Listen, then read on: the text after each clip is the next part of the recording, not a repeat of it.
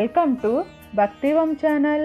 ఈ వీడియోలో శనిపీడ తొలగిపోవాలంటే మహాశివరాత్రి రోజు శని ప్రదోష వ్రతం చేయాలి.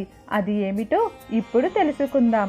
మహాశివరాత్రి సంవత్సరానికి ఒకసారి వచ్చే ఈ రోజు అంటే పరమేశ్వరుడికి అత్యంత ప్రీతికరమైనది. హిందూ పండుగల్లో మహాశివరాత్రిని అతి ముఖ్యమైన పండుగల్లో ఒకటిగా పరిగణిస్తారు. ఈరోజు శివభక్తులు శివాలయాలను సందర్శించి పరమేశ్వరుడికి ప్రత్యేక పూజలు చేస్తారు. అలాగే రోజు ఉపవాసం ఉంటూ రాత్రంతా నిద్రపోకుండా జాగరణ చేస్తారు. అలాగే ఈ ఏడాది వచ్చే మహాశివరాత్రికి మరో ప్రత్యేకత కూడా ఉంది.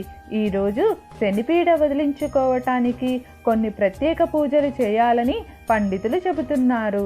మహాశివరాత్రికి అరుదైన యోగం ఏర్పడుతుంది. ఈ శివరాత్రి నాడు శనిదేవుడిని పూజించటం వల్ల శని దోషం తొలగుతుంది. మహాశివరాత్రి కృష్ణపక్ష చతుర్దశి తిథి నాడు వస్తుంది. ప్రదోష వ్రతం, మహాశివరాత్రి రెండు శివునికి అత్యంత ప్రీతికరమైనవి. శివుడిని శనిదేవుడి గురువుగా భావిస్తారు.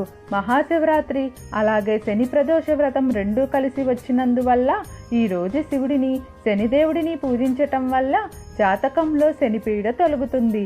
శనిని ప్రసన్నం చేసుకోవటానికి మహాశివరాత్రి రోజు శివలింగంపై శమీపత్రాన్ని సమర్పించి మృత్యుంజయ మంత్రాన్ని 108 సార్లు జపించాలి.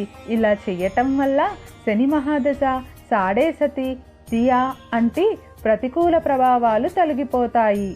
మహాశివరాత్రి రోజు నదిలో స్నానమాచరించి నువ్వులు వదలాలి. మహాదేవునికి రుద్రాభిషేకం చేయాలి. అభిషేకం చేస్తున్నప్పుడు శివ సహస్రనామం జపించాలి. లింగంపై బిల్వపత్రం సమర్పించాలి. పరమేశ్వరుడికి శమీ పుష్పాలను సమర్పించాలి. మహాశివరాత్రి రోజు ఐరన్తో తయారు చేసిన త్రిశూలాన్ని సమర్పించాలి. నల్లపప్పు, నల్ల నువ్వులు, ఆవాల నూనె దానం చేయటం వల్ల శనిపీడ తొలగుతుంది.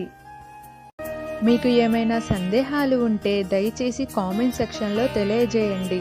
మీకు ఈ వీడియో నచ్చినట్లయితే లైక్ చేయండి, షేర్ చేయండి, అలానే సబ్స్క్రైబ్ కూడా చేసుకోండి.